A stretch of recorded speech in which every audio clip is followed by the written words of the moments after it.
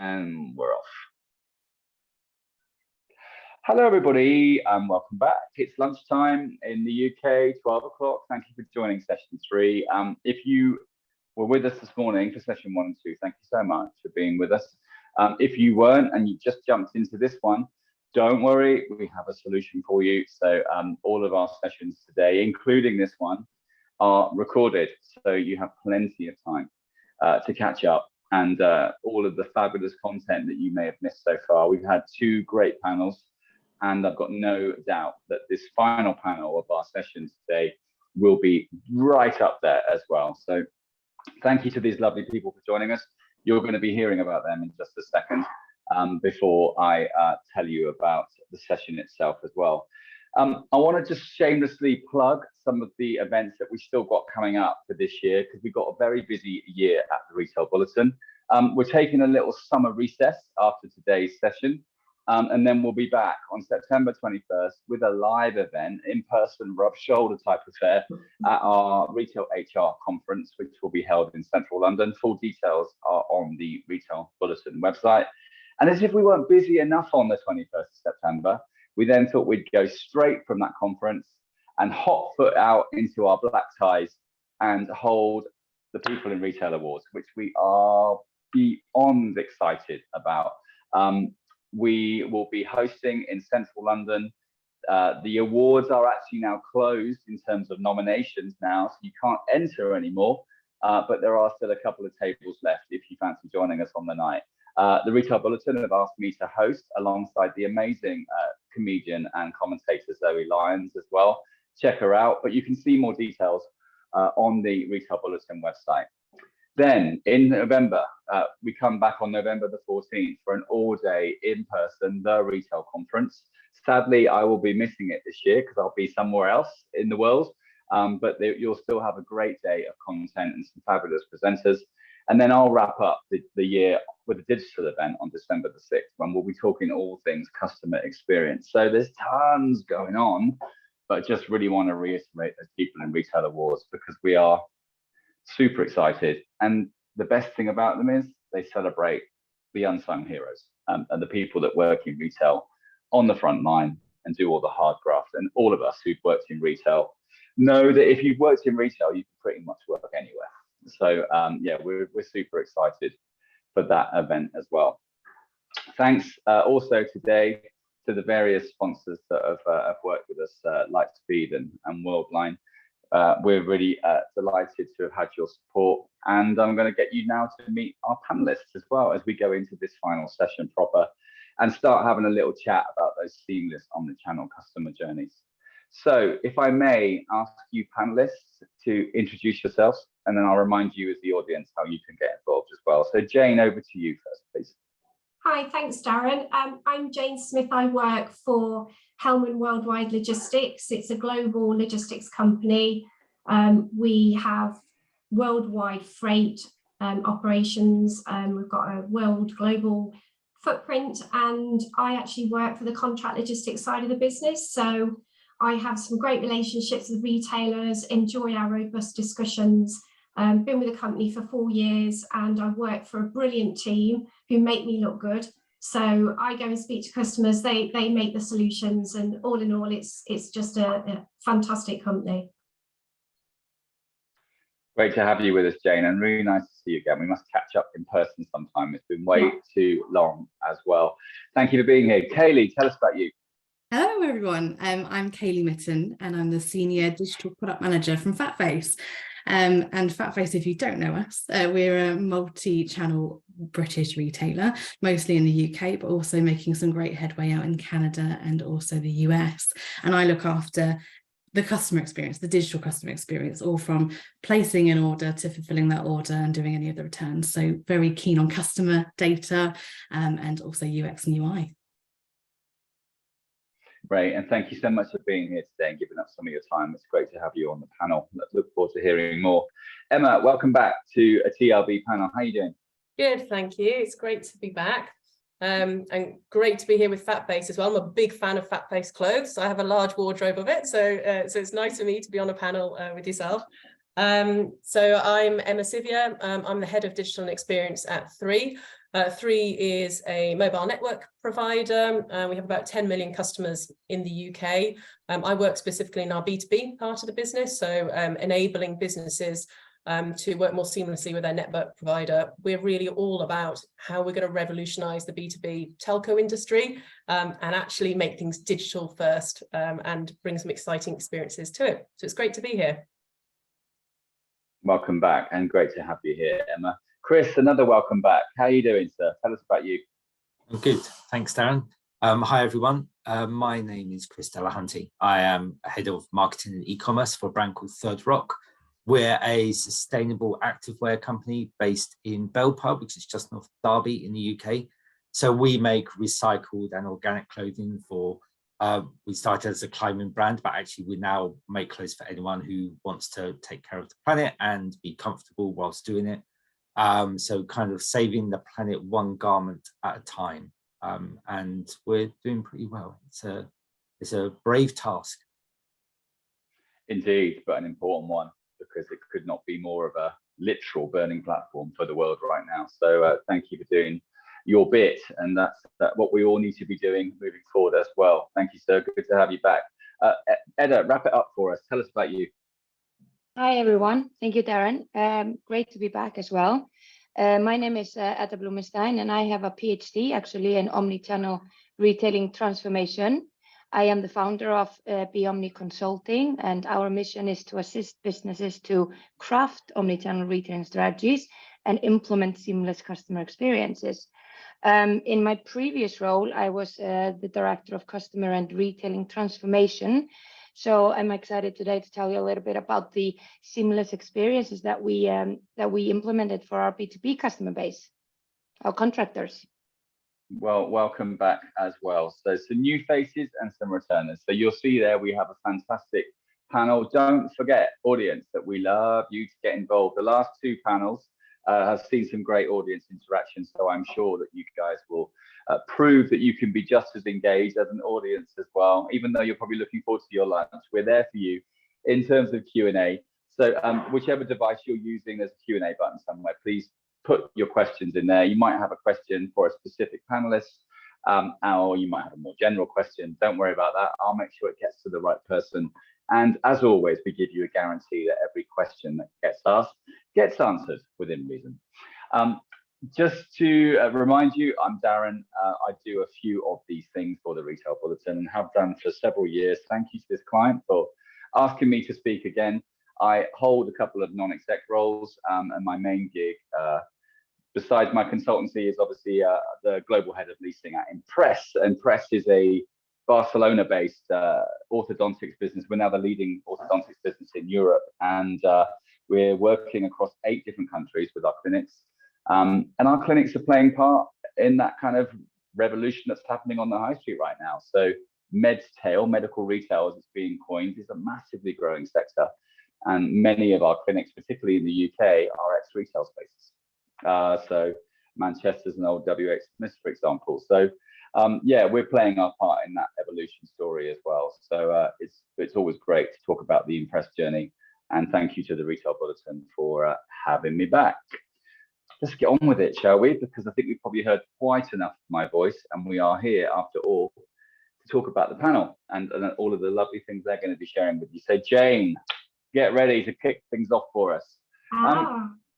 We've been talking a lot today about this, the rapid evolvement of digital environments and just this crazy pace at which it's all moving. What are the key factors to consider for retailers when considering or implementing a logistics company? Give us your angle on things. Okay, so it might be worth me asking the actual retailers at some point in these questions, Darren. It's a really good one. But from a logistics point of view, and certainly from experience that we've had, I think in terms of digital, what needs to be considered is actual complete transparency around the customer experience and the expectation of that. I mean, since COVID, I'm sure you'll all agree, everything has changed dramatically. There's been a massive shift to online shopping, and I really don't see that changing. In fact, it's probably going to increase over the coming years. I think it's essential for customers to experience a seamless, it's got to be friction-free transaction. This keeps them coming back to the website. They've got that brand experience, they feel comfortable with it, and they know that it's not going to be any hassle. Now, from our point of view, the logistics service provider has to be completely on board with all the aspects of the customer experience. They have to have the systemic and physical capability to provide a true omnichannel service offering. And not only that, but be able to give the retailer a one-stop view of the inventory so that it all seamlessly flows to and from customer and through the business. The digital integration, the carrier integration, inventory visibility and inventory management across all the platforms and touch points. It has to have data integrity and agility as well, because it's such a fast moving landscape. There needs to be that robust solution that can develop with the ever changing landscape of the digital world now. And certainly looking at AI and analytics, there's a new world of opportunity out there now at our fingertips to make things better, faster, and seamless for the customer. Excuse me. You need to, I guess, consider, is a 3PL on board with technology and innovation? Are they willing to work in partnership with the retailer to ensure that those goals are met? For example, with regards to carbon footprint, sustainability, it's not enough just to have a measurement and a document to say, oh, this is the carbon footprint, this month. There needs to be some kind of program, a continual improvement program that the logistics service provider is part of and is able to share with you. That is part of their DNA as well. It has to be inherent through the organisation, so that they're able to give you a carbon output and also work with you to reduce that. And then also have the analytics to substantiate that and to give measurable accountability. Now, I think you touched on this, and it's critical today because the consumer, they're younger, they're looking at the planet Earth, the future of the Earth. I don't see it as a burning platform just yet, Darren, but I see exactly where you're going with this. And when they're making a purchase, they don't just look at the item, they're looking at the carbon ethics of the company, of the retailer, and they do a lot of research into that. So it's crucial that the 3PL is on the same roadmap that the retailer is in terms of all things digital, sustainable, and be able to prove that. I mean, who knows, down the line, there could be a place for a language model for a sustainability program, so that, it could be an interactive way of looking at carbon footprint and being able to talk about it and get a response and have an interaction with that. Now, another consideration. A truly aligned partnership. That's all right. I say it's what you're talking about is a truly aligned partnership between retailer and 3PL, essentially, yeah? Indeed, definitely. And is the 3PL willing to invest in that? I mean, let's face it, we all want to digitally future-proof our businesses. It's a common want. But does the 3PL walk the digital talk? I think that's the question that needs to be asked. Got it. Thank you, Jane, for a great opener. So does the 3PL walk the digital talk? There's some food for thought there. For you retailers out there, maybe considering your own relationships with your current providers as well.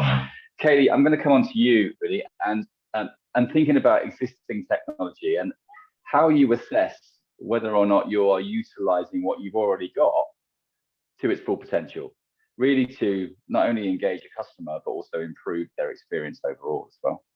Yeah, of course. And I think it's a really interesting topic, because I think naturally you go, right, what does this piece of technology offer me? And am I ticking every single box? But actually where I think we need to be thinking is, what do we need from this technology? What do our customers need from this technology? You don't necessarily need to be ticking every single box, but you need to make sure that the boxes that you are ticking are working for your business and also for your customer.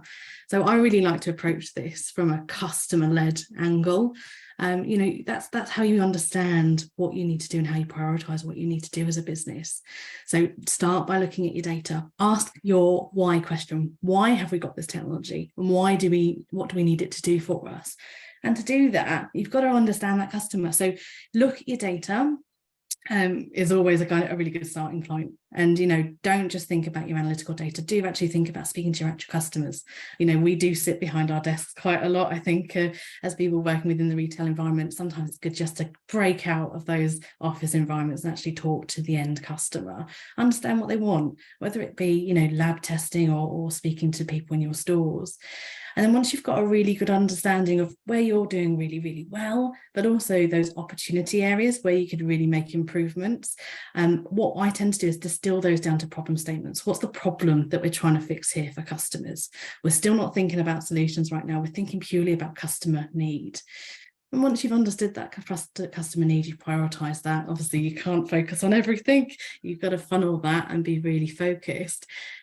Think again, keep going with customer experience. So what do I want that new optimized experience to look like?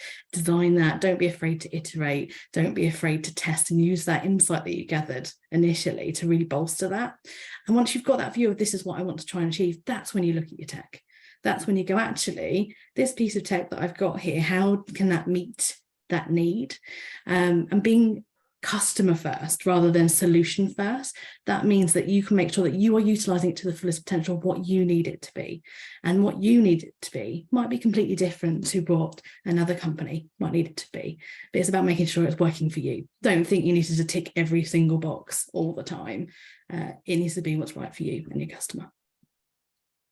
That makes sense. Thank you for that. And you guys are getting some great press lately in terms of, it really feels like FatFace is on the ascendancy at the moment as well. Yeah. So has a lot of that been the success in really getting the most out of what you've already got at the moment in terms of technology? Massively, yeah. It's sweating what we've got. And I think that's what's quite key, is actually before we just do a quick change and move elsewhere, is looking at what we've got available. So, you know, recently we've done a view of our CRM platform and what we're doing within that space. And actually we found that we are underutilizing that technology. We're not meeting all of the needs of our customers. So we've got a great program of work that we're rolling out over the course of the next few months to really further engage our customers and meet their needs. Got it. Thank you. I look forward to talking to you some more as the panel progresses, but for now, take a sip of something cool and chill out for a bit. Emma, I'm going to come to you and I'm going to mention those two little letters, AI. So been in the press a lot lately, actually, AI, even more so that how it's going to kill us all in the next 10 years or something. But let's try and concentrate on the positive side of AI for now. And I wondered, with you guys over at 3, how much is AI on the executive agenda? Is it playing its part in your own digital transformation? Yeah, it's huge for us right now. I mean, never mind the fact that working in digital, it's just plain exciting. I don't think I've come across anyone in digital who's not excited about what's going on. And actually, customers' expectations are higher than ever with AI, just because of the pure fact that things like ChatGPT has hit mainstream press this year. So everybody's suddenly got easy access to be able to test it and see what it can do, and can get involved in some of the cool technology that's now come out. So their consumers' expectations now, when brands start to venture into the world of AI, it's really high. It's kind of, for us, you know, we're talking about it a lot at the moment as we're building out our plan. We're having to move at an incredible pace because the technology is moving at an incredible pace. And, you know, unfortunately, especially working in larger organizations, you have various processes you need to follow when you implement something new. As I'm sure everyone knows, you need to make sure you've gone through your legal teams, you know, you've had it assessed with your IT security teams and all of this before you go live. Now, actually, we've got an issue that as an industry we have to get by, which is we've got to upskill all of our legal and regulatory teams to really get across what AI means, so that we then, from a digital perspective, can really take advantage of that technology. But we have to do it quickly. If we take 12 months doing it, it will have moved on again already. So yeah, it's huge for us on the agenda. We are looking a lot at, for example, chatbots and how they can help us from a service perspective, drive down the propensity to call the contact centers. But what's important to me and my team is that it's not good enough now to just go out with your basic chatbot that ask your question, you put in a response, and you go into one of those annoying loops that always irritates everyone. You need proper natural language processing on it. You need it to be conversational, and you need it to be contextual to what the customer's doing. And most of all, it needs to be personalized to you, just the same as in a retail environment where that retail store advisor is giving you personal one-on-one attention. That's now what we're expecting from a chatbot. So, you know, it's very exciting, but there is a huge amount of work to do on that journey. I have to confess, I'm loving a bit of GPT, I tell you. So I downloaded the app probably whenever it came out, 2-3 weeks ago. It wasn't that long ago, was it? Just a matter of weeks.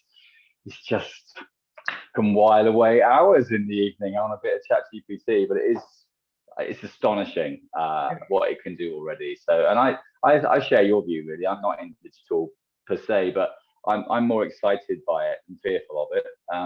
But I understand some of the concerns that have been raised around what the future could look like as a result of it as well. So no, it's an incredibly unique time I think we're living in. Thank you for that answer. Take a sip or something. We'll come back to you soon. Chris, hello, sir. We've talked a lot in all of our sessions at the Retail Bulletin today about that. I don't particularly like the word, but omnichannel. There you go. I'll say it. And you know how that omnichannel presence, you know, which needs stores and digital to kind of, you know, be a true omnichannel experience. You're D2C only, right? So does omnichannel still mean something to you, or is it irrelevant to you? Yeah, it means something. I think what I'd like to say first, so just going back to the AI point about the fact robots are going to kill us all in 10 years, I'd just like to put it out there that I welcome our robot overlords, and I will bow down in servitude just to be safe and secure. Okay.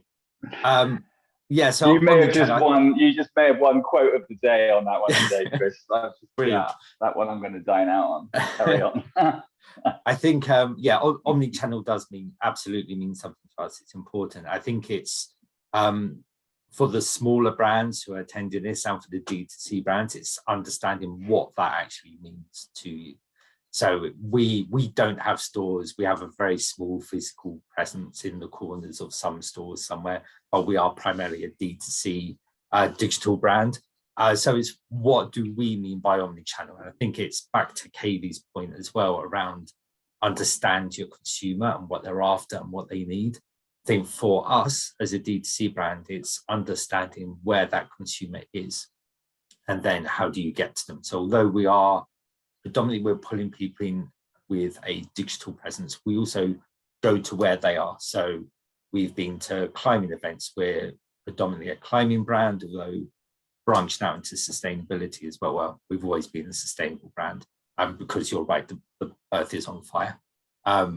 So we need to do something. So we also go to fashion events. We went to a fashion event recently. We're going to festivals where our customers are, because that's where our target consumer is. I think actually the advantage for a D2C brand is we don't have 100 stores around the country. And there will be people who have stores, but they have like 4 or 5 in a small area. So how do you get to those people who live miles and miles away from that store? You go where they are. I think it's following that principle of digital marketing of understand your consumer and where they are, go to that place. You can do that in a physical space as well. What we have found as well is then, again, tailoring that experience based on the consumer you're going to. So the person who goes to a sustainable fashion event is different to the person who's turned up to go and climb a wall. They want to buy something different. So the way we talk, the way we present ourselves, the way that the products that we bring as well are different. We went to a Pride event, or the first LGBTQ event for climbing about a month ago, and we took specific garments, unisex and genderless garments there, and also talked to people to get their input on what should we be doing as a brand in order to make you as a community feel more comfortable. And that generated a lot of interest. So for me, omnichannel is being wherever you need to be in order to get to your consumers at the right time. As a direct consumer brand, although we see D2C as digital, it is exactly that. It's being direct to the consumer wherever they are. Got it. Thanks, Chris. And I like that bit about it's just simply asking the question, what can we do to make you feel better? What can we do to suit that more to you? And, probing questions that make the consumer give you some feedback and tell you what would work for them, I think is such an important thing for all businesses to do. And not all businesses feel able or have the ability to do that in some ways as well. So come back to you further soon as well. And thank you for the robot comment. You've literally made my day. That was hilarious. So Edda, you've been waiting very patiently, so I'm going to come to you now as well. Could you tell us a bit more about, we've used the word friction a lot today, friction and frictionless. And over the various panels that we've done, we've sort of unpacked, examples of friction. But can you tell us about the frictionless journey that Beko created for their B2B customers? And I guess one, how did the need arise? And then what did you do? Yes, happy to. So just a bit of a background, because this is a bit of a case study that I'm going to share with you. But Beko is a leading DIY and construction retailer. So we service both B2B and B2C customers here in Iceland. And we identified in our work that Beko's B2B journey was extremely siloed, like as siloed as you can imagine. So that what we decided is that we wanted to make it as easy for our professionals to do business with Beko. Easy, why? Because time obviously is of essence, because time is money when you're in the construction business. And it definitely wasn't. There was, Beko had been stuck in the past for a long time. So there was a lot of things that we could do. But our goal became to create a frictionless purchase journey across all touch points. And we called the project the Sustainable Contractor. So we wanted our contractors to be able to do business with Beko without any manual or personal touch to it. So they could just do it on their own. So I just want to put it into context, take you through the journey before we created a frictionless journey. And if you want, I urge you to challenge you to write down all the different frictions and channels that weren't seamless. But pre-purchase, because obviously Omni is about the whole customer journey. So pre-purchase at a building site, you might need a letter. So otherwise the work stops. You need that letter, and otherwise you have all these employees and they can't do anything. So it's just a simple example. And the contractor needs to send an employee to buy one. And this again is before we changed anything. So first the employee needs to get registered at Beko for an allowance, purchase allowance. The options were to send an email, to call the service center, Beko service center, and then wait for a reply, which you know what it's like. The reply isn't always at hand. And when that purchase allowance had been registered and confirmed manually, the contractor could then call the employee that he was sending to the store, so that he could go and buy the letter. An alternative was to send the contractor, the employee, to the store with like a written purchase allowance, so that they had this kind of a book of purchase allowance that was worth obviously a lot of money, because if someone would get their hands on it, that could be a lot of money that could get into the wrong hands. And additionally, some of the contractors asked for like a plastic card, similar to the old type of card that we used to carry in our wallets, but now we just have on our phone. And this was just the pre-purchase journey. A lot of different channels and a lot of friction along the way. In the purchase phase, now finally, the employee has allowance to buy. He had to drive to the store, hope that the letter was available, because he didn't know. Or he could again call or send through Messenger, do you have that letter on stock? And then the service center had to call the store to check if it was available. But when, let's say that the item was in stock and it was in the store, the employee had to go and wait in line behind a lot of B2C customers, maybe buying a plant, again, time is money, and wait. When it was his turn or her turn, they had to state out loud their individual social security number to confirm that it was them. They had to state out loud the business's social security number, which is both obviously time consuming and a security breach if someone could get their hold on it. And then the employee at the store had to see authorization and ID to confirm that it was you. So a lot of steps. And then all of this had to be registered correctly so that it could be linked to the right project. Post-purchase, the paper receipt had to be sent to the contractor via post and you know, put together with the receipt, and it had to be scanned. And a lot of time this got lost, which created a lot of, you know, communication backwards and forwards, and obviously a lot of annoyance for the contractor. So I think you can, I don't know how many touch points you counted, but a lot of frictions between those various touch points. So what we did, starting with the pre-purchase, with the purchase allowance, is that we launched a new service, online service portal, which we called MyBeco, and it enabled our contractors to go in with their electronic ID and by themselves register the employee they needed to send. Some could have, you know, allowance for the whole year, some could just have for this particular purchase, but it was all the contractor had now the control. We also launched a digital purchase card that was automatically created and automatically sent to the new employee when the contractor had registered online. And then when you got it sent as an employee going to the store, you could then save it to your wallet. So all of this was an automatic process. You could add it to the wallet, and that enabled digital identification at the store. So no more saying, this is my ID, you know, social security number, this is the business's social security number, so on. It was just scanned. You could just scan it now. At the purchase phase, which was all about availability and self-service, we launched a new online store with SKU inventory, visibility per store, which has already been discussed, which is really important. But in Iceland, all B2B businesses are really discount driven. So everyone has discount agreement with the store, but they could never see what each item, each SKU was priced for. So therefore, we launched a My Price visibility on the online store, so they could see exactly what price they were paying, depending on the discount agreement that individual contractor has.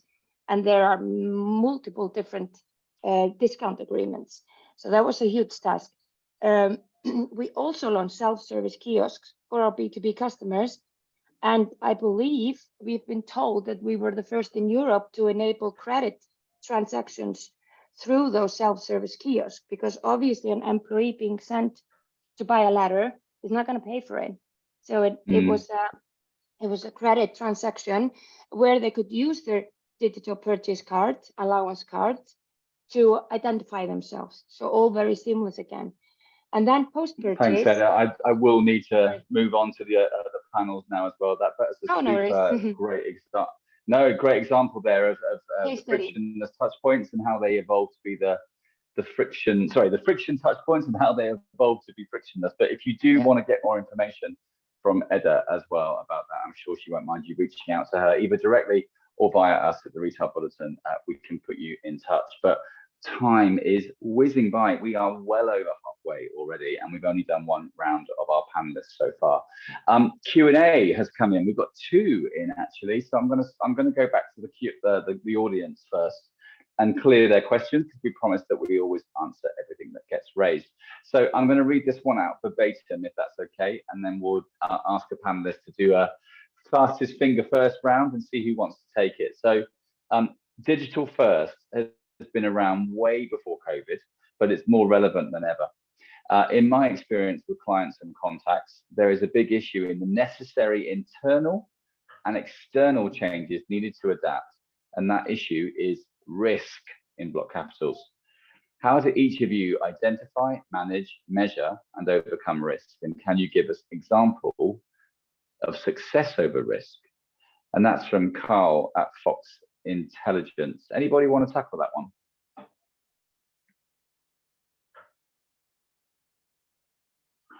Oh, the pressure's on now. So I'm going to read it one more time for our panelists. Digital first has been around way before COVID, but it's more relevant than ever. In my experience with clients and contacts, there's a big issue in the necessary internal and external changes needed to adapt. And the issue, in block capitals, is risk. How do each of you identify, manage, measure, and overcome risk? Can you give an example of success over risk? Thanks, Carl. We seem to have foxed our panel with that one. Chris, is your hand up? My hand is up. Go for it. Put my hand down. Oh, go for it, Chris. You've rescued us. I then noticed that Emma came off mute as well. So. Oh, I apologise, Emma. Well, I'll come to you to add Brilliant. as well. Go for it.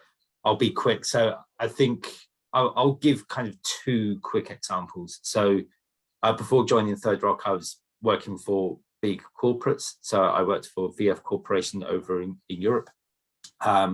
So Vans, Timberland, North Face. I worked for Eastpak, and we had a project which was specifically let's go digital first.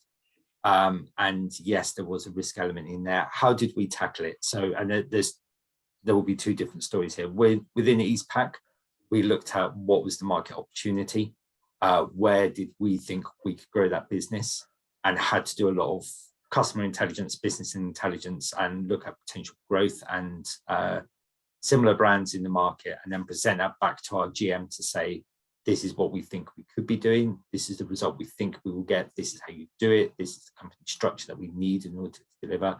This is who we need to recruit. It went through a couple of iterations, and then we agreed it and approved it and signed it off. So it was maybe, let's say, a 4-month process from the start question of how do we go digital first to then actually doing it. And then once you have the team in place and recruiting, you then have to keep reporting back to say, this is how we are doing compared to where we said we would be. Luckily, our planning was spot on, and we did really well. So well done, me and the other person. So that's one element. Then coming into Third Rock, where it's a startup scale up and it's a much smaller team. This is much simpler. What happens there is I talk to the owner. He will say, actually he or she, because we have two owners, will say, do you think we should do this? And we go, yeah, why not? And then we do it. So I think it's those two big differences between a big structure where you have to go through a process and then a smaller D2C business where actually you just get on and do stuff. And you're aware of the risk and you talk about it, but the advantage of a smaller company is getting on and doing stuff and then sorting out the problems afterwards. Thanks, Chris. Emma, what were you going to add on that question? I'm jealous of Chris being able to just ask one person if they can do something. So three, obviously, where I work in the telecommunication space is heavily regulated industry. So risk is massive for us. And actually to kind of what Edda was talking about earlier about moving B2B into a digital first space is exactly what we're trying to do now. B2B as an industry has just been left way behind in digital transformation. So we are trying to bring everything forward, but risk is massive for us. We've got a lot of issues around fraud, particularly with digital transactions fraud. We have to have very tight credit risk strategies. The way that we're approaching it is in a very gentle phased approach. So anything that we're trying on the website, we first of all do it as an A/B. We'll only expose it to maybe 10% of customer base. We at the moment we're going through the process of opening an e-commerce shop. I know it sounds stuck in the past to not actually be selling online, but a lot is sold through assisted channels for that exact reason, because of risk. So we're going through a process of opening up the shop now to customers, and we are doing it very gently. Different product SKUs are going live, only shown to particular customers while we test and see, and that's how we measure the risk. We take a gentle phased approach and build the confidence internally with our legal and reg teams that actually it is working. And if it's not working, we were able to pivot without having too much of a damage. Caught myself on mute for the second time today. I owe myself another £5. Thank you for that, Emma. Really great answers from both Emma and Chris there, and hopefully, Carl, that answered your questions. I'm going to jump straight into the second question to keep our audience promised. This one's from Stuart. Stuart is the Innovation Director at Big Group. So I'm going to read it verbatim again. Get your fingers on the buzzers again, panel. So do the panel think that people will be more likely to get effective customer service advice from AI other than a human option? Will the customer be more likely to be honest and feel less embarrassed by the length of time of the interaction versus talking to a human? And would they deploy an AI service online or in a physical retail space to complement their staff? So crystallized, effectively, is AI going to be able to give effective customer service, and would a customer then feel more likely to be honest and interact with it? And part two of the question is, would you drop AI into your physical space to complement your real human beings? Who would like to have a go at one of those? I'll take this question. So I think go for it.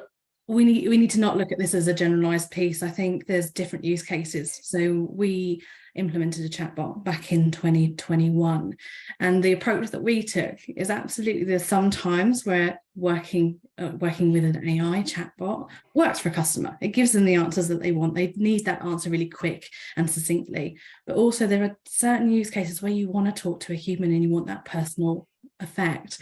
So what the approach that we took is actually, let's look at why our customers are contacting us, understand which ones we could service digitally, and actually which ones we do want to have that communication and that conversation with customers. And we routed them. But also what we do is we always give our customers the option. So even if they've gone through that digital route and they're not happy, they can still speak to somebody. Whether it be via live chat, or we can give them a call back. And I think that's really, really important, is to give the customers choice, not to cul-de-sac them. All customers are different. Some ones, really do want that quick hit digitally, but some of them do have more in-depth and difficult questions that need to be dealt with by an actual person. So we're really flexible with that. And I think that's the approach that we need to take here. I think it can be used, but I think we need to definitely make sure that we're using it for the right reasons. Yeah, and I just think it's like any call center interaction just kind of fills me with dread. And I can't actually think off the top of my head of anyone I've had a good experience with lately. So I think I would be more inclined to go with an AI experience if it was better than the days of the early bots as well. So yeah, it's a really interesting point. Edda, I see your hands up on this one as well. Yeah, I just wanted to add on that, from a kind of DIY point of view, customers often need advice on, how to build something or how to lay the wood floor or something. So I think that would be a really good first touch point of, you're not afraid to ask, how do I do this? But you come into the store then maybe later or talk to a specialist and you know a little bit. So I think it's always going to be a mix between the two, but you can at least prepare at home or at your own convenience and get the information that you need, because this is what we see in the DIY business. Got it. Okay. And Emma, your hands up on this one too. We spoke about AI just a bit before, didn't we? So it's in your subject space, absolutely. It is. And I'm going to be slightly controversial.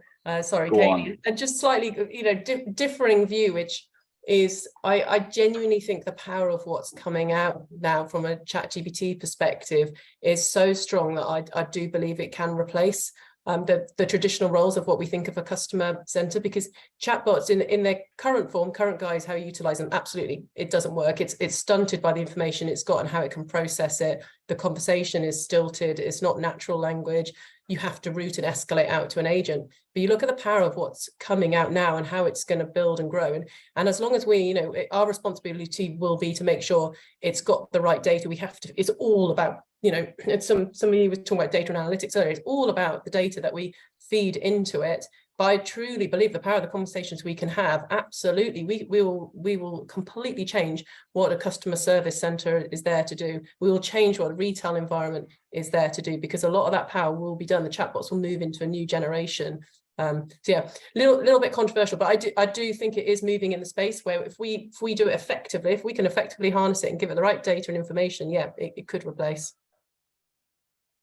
Thank you very much. Not controversial at all. It's good to have differing views, opinions, and so on. So, and it's an ever fastly, rapidly evolving situation as well. So, opinions may change daily.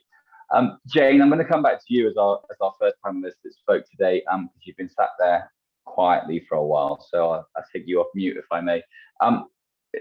Is AI playing its part in the logistics world? Putting you a bit on the spot here, but. No, How much is Hellman putting in to the AI world now? It's fine. We have an innovation team and they're always looking at different ways of moving the company forward. That's part of our DNA. But we're looking at ChatGPT. You know, I mentioned the language model. Is that something that we're going to put into our organisation? I don't know, but we're aware of it and we're looking into it at the moment. I mean, in terms of not necessarily digital, but it is kind of digital, is we're working in conjunction with a drone company as well, doing deliveries or cargo by drone planes, which is obviously it's digital, the pilots are flying it remotely. There's some clever stuff coming down the line, and I feel really proud because whenever I need a solution for anything, I know that I've got people internally, and I think that's an advantage that we've got, and I think you need to be in that position to support retails such as the panel, because the advancement in retail and the drive from the consumers is such that if you're not on the same roadmap as your customers, you're just going to fail miserably. So in answer to your question, Darren, it's something that is a real hot topic for us, and we are kind of leading, really. I think very, very proud to be part of it. So it essentially comes back to your earlier point, isn't it, around if you aren't able to essentially service the retailer's strategy, there's no point in the retailer being with you in the first place. So you've got to be that aligned, agile partnership that are able to give them the toolkit to support what they want to do. Exactly, and we need to speak to our customers to find out, and Kaylie mentioned, ask the question, what is it that they need? What do their customers need? So that then we can go back internally and work on innovation that we could perhaps, that's something new. We're always adapting, we're always moving forward to ensure that we're ahead of our competition, because you have to be in this fast-paced world, especially in digital nowadays. Absolutely. So as you can see, audience, we kept our promise to make sure that we answered all of your questions. And so we've got about 10 minutes of this session left. I can't believe how fast it's gone. It's nearly 50 minutes in already. That's ridiculous. Has it been sped up by AI secretly somewhere and we didn't even know it's happening to us? But I'm going to do another round of questions with each of our panelists and ask them for different subjects I'll cover with, and different questions to close off their time on the panel today. So Jane, have you got anything you want to add to what you've already said today? Certainly about what you just said around AI, but that kind of importance of that relationship between 3PL and retailer. Is there anything else you want to add? I think returns has always been on the back foot when it comes to logistics and retailers, objectives. And I think AI and digital is going to play a big part in that. It's getting the customer involved so that the retailer doesn't have to be involved so much in the milestones in returns, and also collaborating with the different service providers within that triangle of services to ensure that there's a digital platform that everybody is part of, so that it's not such a manual process that it has been in the past. I'm trying to be as succinct as possible because I'm also aware of the time, and I know the first time I answered the question I went on for a little bit. So in answer to your question, Darren, I think logistics and retail and returns is an area that is going to be on the agenda as well in terms of AI and digital. Got it. No, thank you. You didn't go on too long at all. That's perfect. And thank you for your contribution today, and to you and Hellman for your support. And let's PM each other, catch up, and get a coffee in London sometime. It's been years since I've seen you in person. So let's catch up on all the news. Thank you for being here today. Kaylie, I'm going to come back to you. And it's sort of evolving out of that, how customers would feel talking to AI and so on. What key data points should you consider when you're trying to understand customer sentiment and behavior?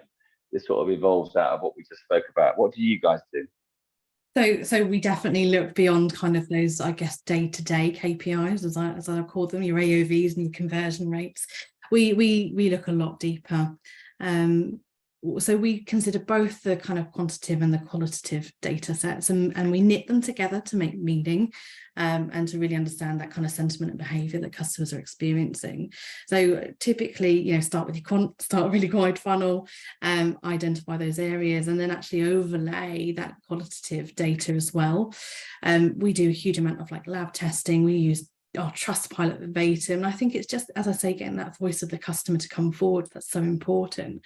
I think all too often, you can look at your data points and kind of create hypotheses as to what you think's happening, but actually adding a voice to that is what's quite key. So we've actually done an exercise of this quite recently, where we were seeing that our partner that we were using for delivering our orders just wasn't meeting our customers' expectations, and customers were really voicing that through Trustpilot, through contact into the call center, and we understood that, and we took that away, and we went, okay, we've got to do something here, and we've changed our delivery partner, and already we've seen such an immense improvement in what our customers are saying. So I think the thing here, and the key thing to do, is just don't take your data at face value. Definitely overlay that voice of the customer, but because it's so powerful, and it puts you on the right track to make sure that you can improve where you need to improve, and it's going to be successful. Thanks, Kaylie, and thank you for giving up your time today. It's great to see FatFace doing so well as well and getting such positive press. And please say hello to Kaylie for me as well. I will do. But it's been really lovely to have you on the panel, and come back and see us again soon as well. Emma, I'm going to go back to AI. Why not? What do you think the role of AI will be in the future of digital experience? So, what should we be getting ourselves ready for in the audience? How can we prepare for it? It's twofold. I think it's around how AI will help us get personalized experiences and get experiences that are contextualized to what we're doing. So really moving the customer from unknown to known state, which means that it puts ourselves, whether it's an e-commerce channel, whether it's a sales channel in a retail environment or contact center environment, they are in a position where the customer is known. So that conversation that is happening has moved on several steps. No longer does the customer have to say, this is who I am, and this is what I want to do, and this is what I'm interested in. We're able to use AI to build that really clear picture. And actually, this is some of the things that we're already doing from 3's perspective, is that we're using that AI to then harness all the different data points. So like Kaylie said, the kind of the voice of the customer sentiment, you bring that in alongside all your digital data. So, time spent on page, scroll rate, scroll depth, all of this, and you use AI to then harness that, and that can actually then inform the UX and your wireframes for your page design. And that's what we've been doing for some of our key trading pages, and we've seen crazy improvements. For example, we saw a 5,000% increase in sales chats, which is huge, by doing this AI exercise and actually completely redesigning a page based on data rather than basing it on kind of design principles. So it's a really interesting, I think that's where we're going. And in terms of how members can prepare for this, it's data. If you don't have your analytics team or individual, depending on the scale of your organization, set up, that's where you need to focus, because AI is only as good as the data that's fed into it. So you need that in to be able to really optimize those customer experiences and give the best digital experiences. Just a little 5,000% increase there, yeah. So just a small number, yeah. Quite proud of that, as always. Yeah, exactly. I'm sure you are. That's a winning stat. Great to have you back with us. We always love having you on the panel, and we love what you guys do at 3 as well. So thank you, and giving up your time and being on the panel today as well, Emma. Thank you. Chris, I'm going to go back to talking about those robots. No, on a serious note, digital business. So surely AI is going to be massively at the core of what you're doing. I would echo what Emma just said, which is the results you get are only as good as the data you put into it. And at the moment, I'm a bit skeptical about AI, but for a good reason. Let me explain why. I think if you can put data in, it's really good at doing functional stuff. It's really good at saying, I have analyzed all this data, I've given you the perfect answer. Here is a 5,000% increase in conversion. I think it's great at doing stuff that it can already work on. But my background is as advertising and marketing hack. And what I'm missing at the moment is that creativity. So if AI doesn't know something and you ask it to produce something entirely new, it's still missing that human ability to do something new and something creative. So we've used it to do all the functional tasks that just need to be done in the right way and to analyze data and get something out. As soon as we say to it, tell me something new, write something new, it is bad. I think obviously what's coming in the next couple of years, we don't know. If AI achieves full consciousness and can think for itself, that would both be great and also terrible. But we almost end up at this, the way I see it, as we end up almost at this kind of Star Trek utopia where AI is off doing all the stuff we don't want to do. We have all the time to do all the cool creative stuff that we enjoy doing and it makes us grow as human beings. So we do use it, but maybe the next step is how do we use it to be more creative? Thanks, Chris. Thanks for what you're doing at Third Rock, and thanks for making me laugh out loud today as well on this panel. My pleasure. Your contribution's been brilliant as always. Thanks for coming to see us again, please, sir.